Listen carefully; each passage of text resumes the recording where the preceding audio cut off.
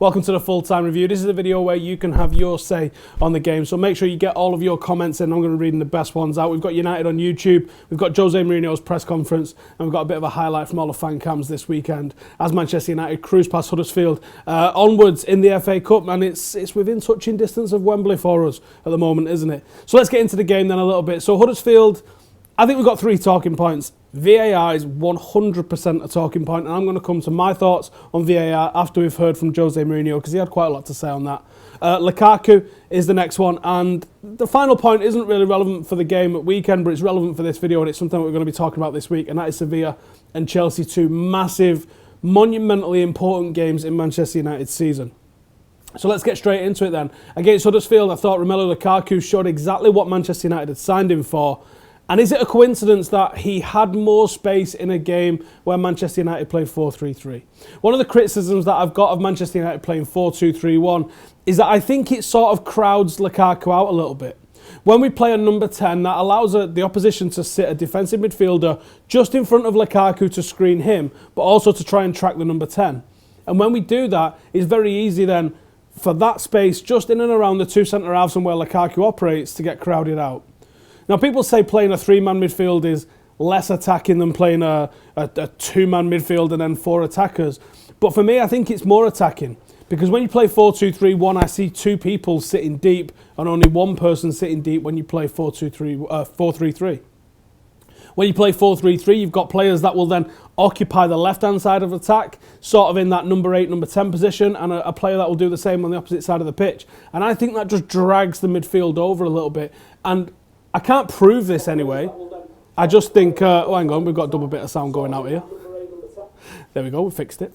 I think when you spread those 2 number 8s across the pitch, I can't prove it anyway, but I just think that you get a more attacking lineup and more space for Romelu Lukaku. Now, the 2 goals that he did manage to score were balls that was played for his feet with space for him to run in behind. And I think it's no coincidence that a lot of the goals that he scored for Everton came that way. And I think that, at least in his head at least, I think Jose Mourinho sees Lukaku leading a counter-attacking lineup for Manchester United. And the way that we're going to be doing that is by moving the ball quickly through midfield to Lukaku's feet. And can we talk about the goal that he linked up with Sanchez for? The ball that Lukaku plays is top class, and then the ball that Sanchez reverses him with is top class. That quick, incisive passing is what Manchester United need to do, because I think we're a little bit guilty at times of being too slow moving up through the thirds, too slow in our build-up play. When we've got devastatingly quick players like Lukaku, that's what we've got to do. You've got to have him running, you've got to have him getting onto the ball in that sort of way, and he's going to be deadly. Now, the title of this video is the question mark over whether it has been a successful season for Lukaku. I've seen Lukaku getting a lot of stick this season, namely for not turning up in the big games and not scoring goals against the biggest of the sides. Do you know what? Manchester United haven't turned up in those games. You can't expect the striker to do things on his own. Now, I see people saying Harry Kane creates chances on his own. No, he doesn't. There's nobody creates chances on their own. Robin van Persie doesn't create chances on his own. He didn't when he was here, when he had that phenomenal season. It's a team game. And like it or not, Tottenham are built up to get the best out of Harry Kane, and United at the moment are not set up to get the best out of either Paul Pogba, who is arguably our best player, Sanchez, who's up there, or Lukaku, who definitely is one of those as well. If Manchester United can set up to get the best out of those 3, I think we can go toe-to-toe with any team in the world and expect to have a decent result. The problem is we're not doing that, and that is one of the criticisms that I've got of Jose Mourinho, that he wants to look after the result first a little bit in some of those games rather than playing to the strength of Manchester United. I think we could look after the result by going out and being on the front foot in some of these games.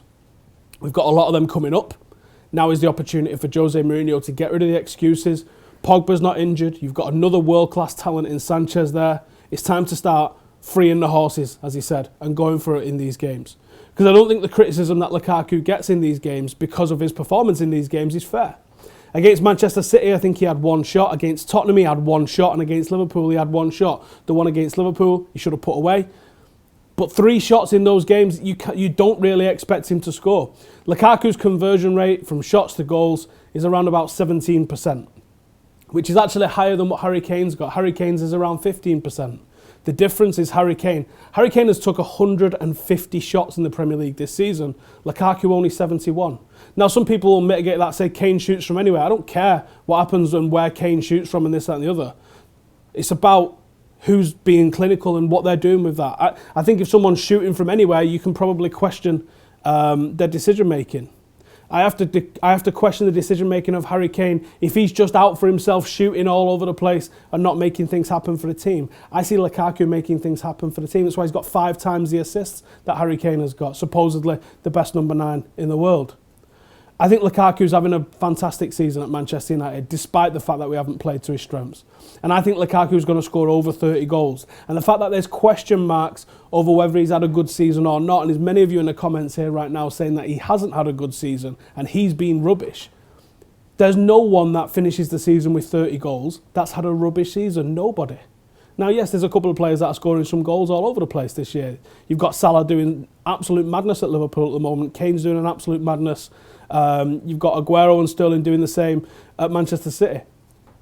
But if we just look at ourselves and we say, any time someone scores 30 goals in a season, that's been a good season. So for me, if he gets to that 30 goal mark, I think you can safely say it's been a good season. Zach says 3-5-2 with Pogba, Matic, Lingard midfield, and a 2 of Sanchez, Lukaku, or Martial and Rashford up front. I'm not sure he's going to play Lingard in a midfield like that, but I could see that one working with a 3-man defence. I think we've got to be more productive from the fullbacks. They're not getting in the mix like that. Suleiman says, is Lukaku a 40-goal a season striker? I think you could say he is. I mean, he's not going to score 40 this season for us, but I definitely think that Lukaku could score 40 goals for Manchester United as soon as we start getting on the front foot. We're not on the front foot near enough, anywhere near enough, Manchester United, in the bigger games.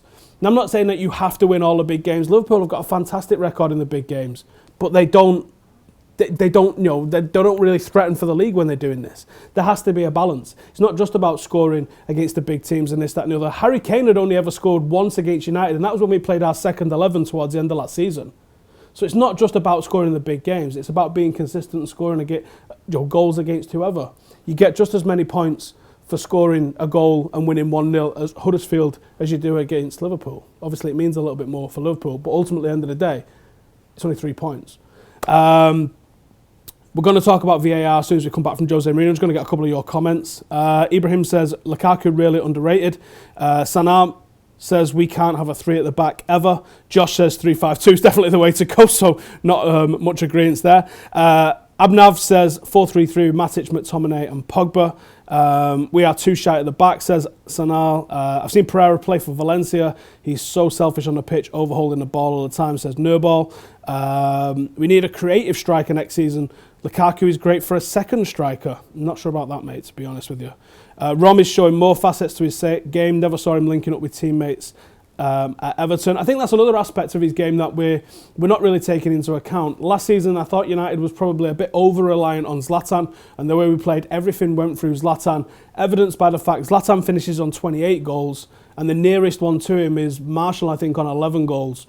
Big gap in between what our top scorer did and what our second scorer did. This season, we've got Lukaku leading the charge on 20 goals, but you've also got Lingard in double figures. I think Rashford is either 9 or he might be on 10 in double figures. Martial's in double figures.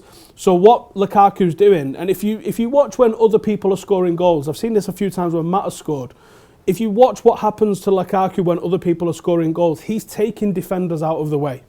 They're looking at him, they're looking at the threat that he offers in the box, and he's being tightly marked. That's why other people are scoring goals around him. In terms of just pure Manchester United, we are better this season with Lukaku than we was last season with Zlatan. That's an improvement for me.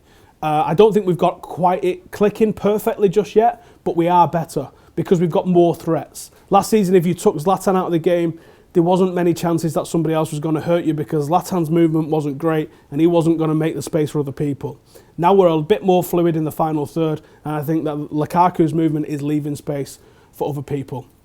Right, I think it's time to talk about VAR, but before I talk about it, I think we should hear from the gaffer. Jose Mourinho's press conference after the Huddersfield win speaks quite a lot about VAR, so come check this out. Jose, a tricky assignment at Huddersfield. How pleased are you with how you got through it? I'm happy that we are in the quarterfinal. I'm happy that we won a match, especially after a defeat. Was the kind of game that a draw wouldn't be a drama. To take the match to Old Trafford wouldn't be a drama for us. But the game was difficult. I think they had a different approach than they had in the Premier League, obviously, because David knows that he doesn't need a point to stay in the Premier League. He knows that he can have a go, and they had that. So I think for the majority of the time in the first half, they were offensive, they were dangerous, they pushed us to a good defensive work. I think Victor and Chris, they were really good in a difficult match for them. Then in the second half, we were in control. We scored the goal when we were already in control, and then we were in control for the rest of the second half, which was good.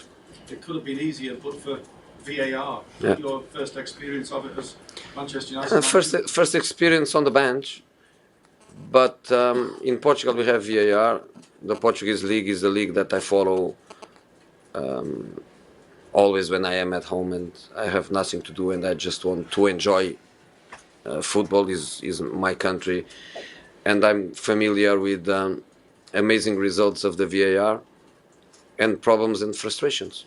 In Portugal happened a few times. A great VAR decision, minute 91, 92, that changed the result of the game. A penalty that was not a penalty, an offside that was not an offside. Top, and I think the feeling is amazing when the truth comes, but also problems, and one of the problems is exactly what happened today, which goes a little bit against the words of the protocol. Have you seen it? Seen it back? Yeah. You know, the words of the protocol are something like a clear and obvious situation, and for sure was not a clear and obvious situation. But we know that is experimental, and we have to accept. We have to accept. But I'm speaking after a 2-0 victory. I was going to say, Jose, would you, if obviously if it hadn't won 2-0, if it had been 1-0 or something, you might have taken a different view, or it's harder to take, isn't it? You know, as you know, I'm close to win the best behaved manager in the Premier League this season. You know, so you'd have been the same. Nothing can make me lose that trophy this seasons. The feeling is a bit strange, and I was sharing the feeling with David on the touchline and with Anthony Taylor, which is the moment of the doubt. We score a goal. I cannot be happy. David can see the goal, but he doesn't know that he goes to half time with 2-0 or with 1-0, and takes time, and then the decision comes. So we have to adapt to that waiting time, and we have to cope with the frustration when the decision goes against you. You have to cope with the frustration. At half time, I had to tell 20 times to my analysts and my assistants to shut up, because I don't want the players at half time to know what happened. I want the players to feel that yes, it was an offside, so let's move on without being sad, without being unhappy. And they were around the computers and saying, wow, shut up. We have to move on. But you know, one day we'll go in our favor. Do we have to persevere with VAR, Jose? Do we have to keep going with it? I think, and I was changing a few words with Taylor and friends after the game. I think should be the referees to decide it, not us. I think it's something to them. Do they want it? Do they feel happy with it? Do they want to have some technological help, or they still want to live with the human mistakes that sometimes they make. As a referee, they prefer some guy on the studio to say, hey, you made a mistake, is not offside, you made a mistake, is a penalty. Are they happy with that? Or no? But I think if they stick to the words of the protocol and an obvious mistake, I think everyone will be happy. I think everyone will be happy with that. How bad was Paul Pogba? I don't know. And will he be ready? I don't know. I don't know. I told you, I told before the game, when I was told by the doctor this morning that he was not coming, I don't want to know anything else about it. I have to think about who is going to replace him, what I'm going to do, because we work hard during the week. Yesterday we had a good tactical session, and then I have to prepare a new team. Just as curiosity, was Michael Carrick the one that replaced Paul? Paul was going to play on the left side as a number 8 in a 4-3-3, and Matic was going to play as a number 6, and Scott McTominay number 8 on a 4-3-3 on the right side. But then when the doctor told me that Paul was not feeling good to play, we move Matic to the left, which is not his favorite position, and Michael to the positional 6. Now it's time to think about Paul. Now it's time to know what happened, why he didn't feel good enough to play. Can he play, or can he be available to help us on Wednesday? So now it's time to eat something in the bus and to wait for information. Right then, so there's a few comments that I need to address there, which Mourinho said. There's also a couple of comments that you guys are saying in as well. On YouTube, we've had someone say, Mourinho is a dinosaur, needs to get out, and he needs to adapt like Pochettino and Klopp. Remind me what they've won in England again. And also, remind me what happened with Spurs this weekend, because I'm pretty sure if Manchester United had drawn to Rochdale, there would be question time in Parliament at the moment. It'd be front page and people would be absolutely losing their minds. Am I right? I'm right. You know I'm right. Neil Green's got a good comment here. It wasn't the ref that made the call to use VAR on that occasion. It was decision of someone not even watching the game. And they said, no, it was someone 200 miles away in London made the decision. But that's not the craziest thing about this as well. So right, let's get into it. So Jose says, it wasn't like playing a Premier League game with them. They didn't need the point for Premier League survival. They knew they could be offensive. And I think that's a key part of the game. I think because we scored so early, Huddersfield, whatever their game plan was, had shrugged their shoulders and said, we might as well have it. You know, better to go out fighting and actually try and make an upset here than just try and keep it tight and restrict United and maybe try and nick something. It isn't going to work like that. So I think that made the game more difficult, was actually scoring so early for Manchester United, as mad as that sounds. So Jose then talks about VAR being in the Portuguese league. He says he's familiar with it. He's familiar with the amazing results it can bring, but also the problems and the frustrations. And he talks about it being against the words of the protocol. And I think this is really key. And I still think there's confusion around this one. He also says he's close to being the best behaved manager this season, so he's not going to criticise VAR. I think he thinks he gets a trophy for being the best behaved. I'm pretty sure he's never even been in the contention for best behaved manager, so you don't actually know what happens if you are the best behaved manager.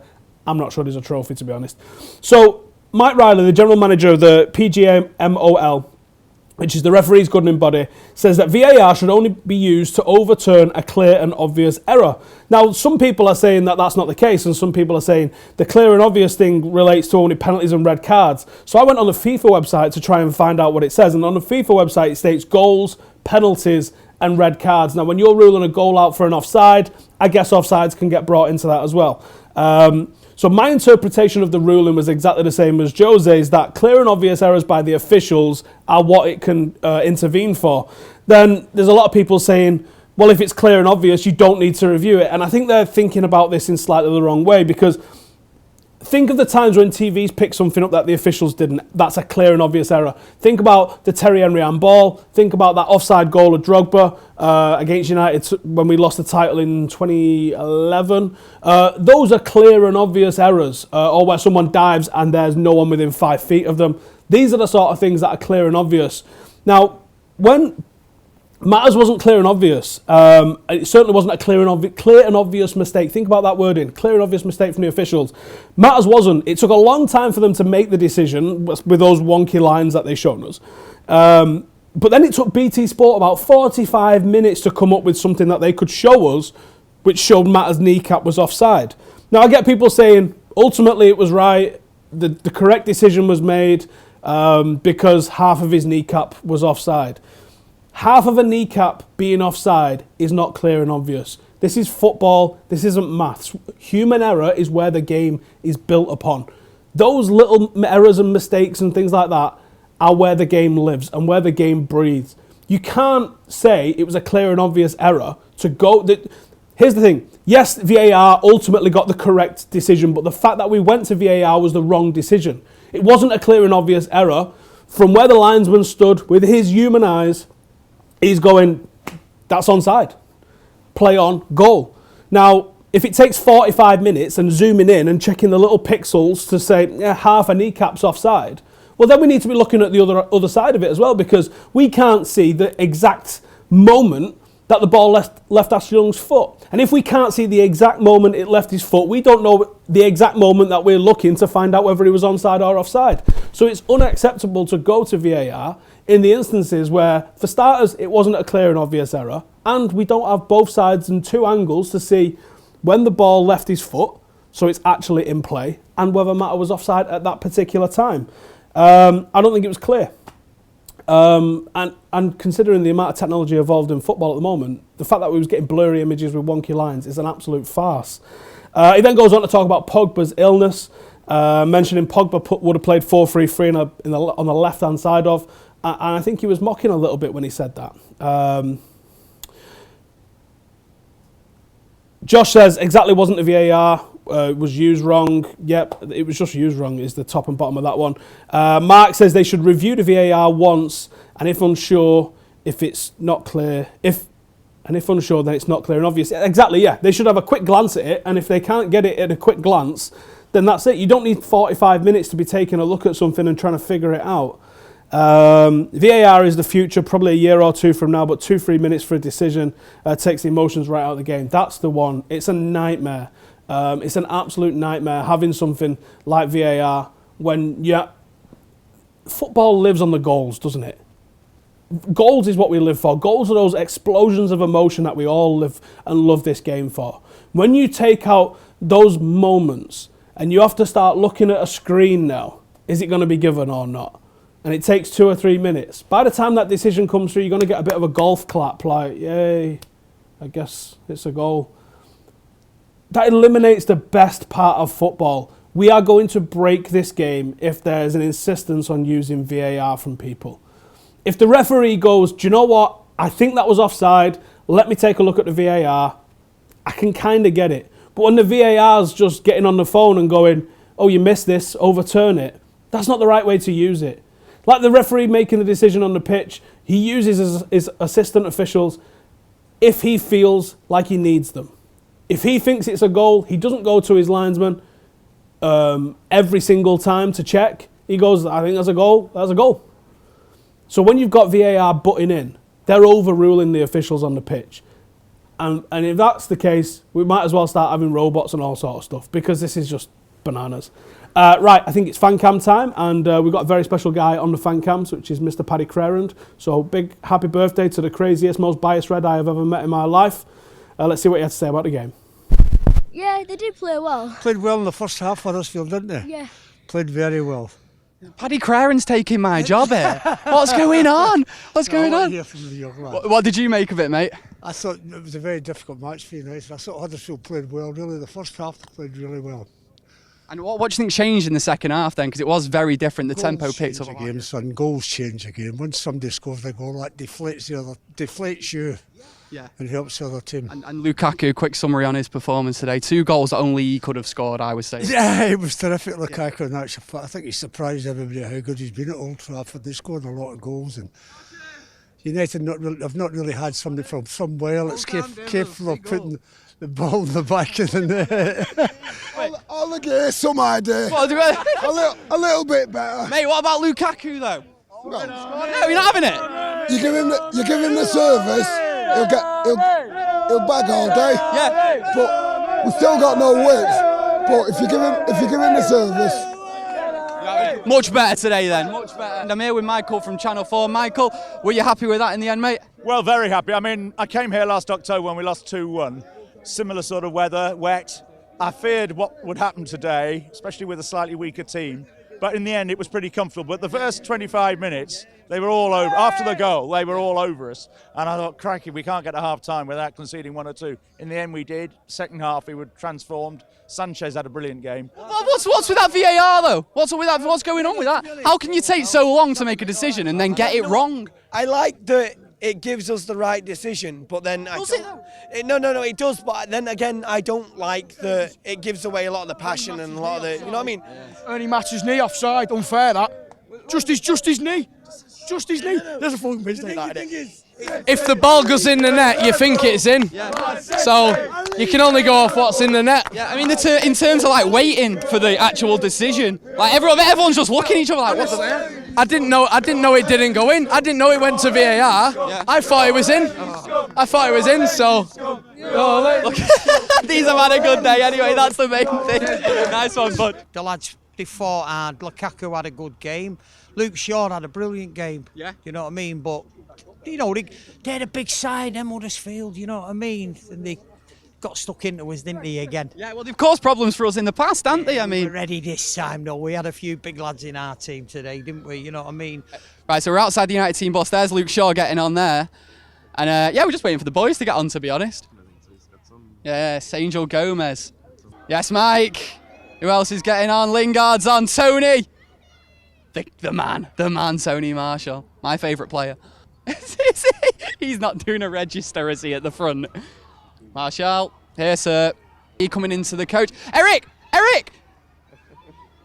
To see Eric Bailly back now. That's someone that I'm hoping is going to be featuring against Sevilla. The word was a couple of weeks ago he would be fit for the Sevilla game.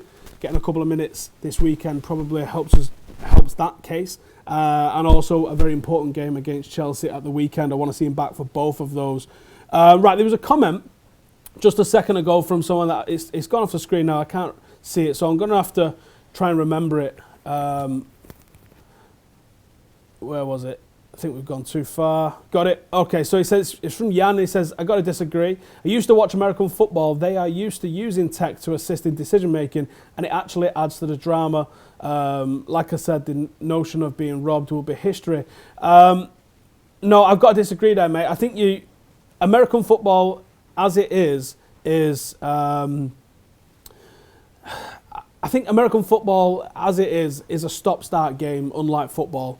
So I think they are used to the game being paused for things like timeouts, the clock being stopped, this sort of thing. So I think it kind of works a little bit more in American football, but there's no way those in the stadium are going to feel like it adds to the drama. When a goal is scored, that absolute arms and legs explosion where people go all over the show, I absolutely can't believe that that's going to be enhanced by going to a video ref. There's no way a minute later you're going to explode with the same amount of emotion as you did when it first happened. None at all whatsoever.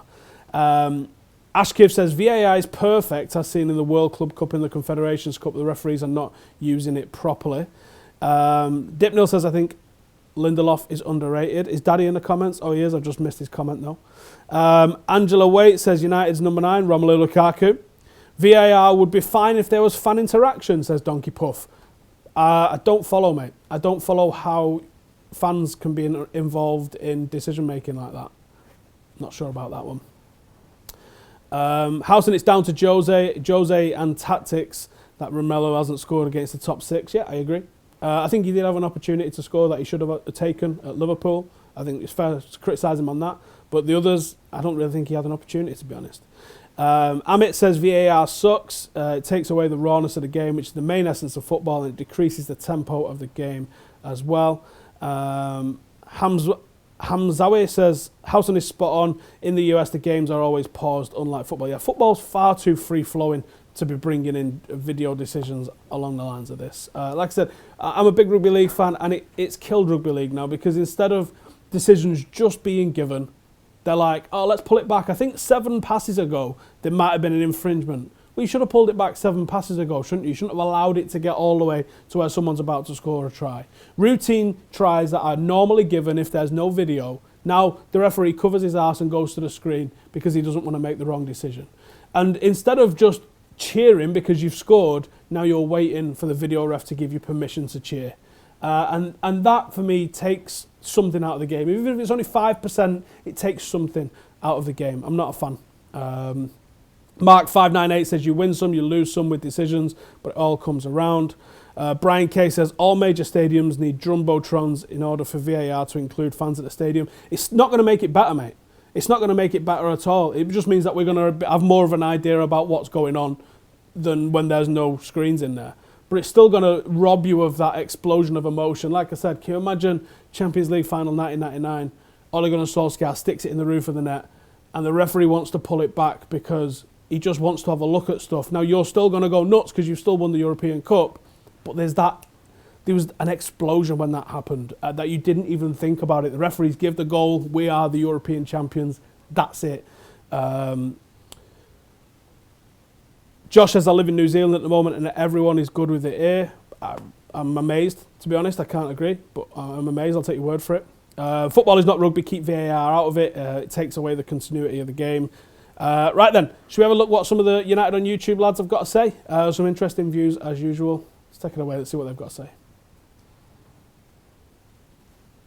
2 real clinical finishes from the big man up front. Manchester United not performing great in this match, but just getting over the line and getting the job done. Come on, boys, let's go. We avenged our loss earlier in the season against Huddersfield by winning 2-0. My voice is also going as well. Yeah, Jose got his tactics spot on. It wasn't gallivanting football by any means, but he learned his lesson from the last game, and we were deadly on the counter-attack with Mata, Sanchez and Lukaku particularly, which is great that he's got 20 goals for the season.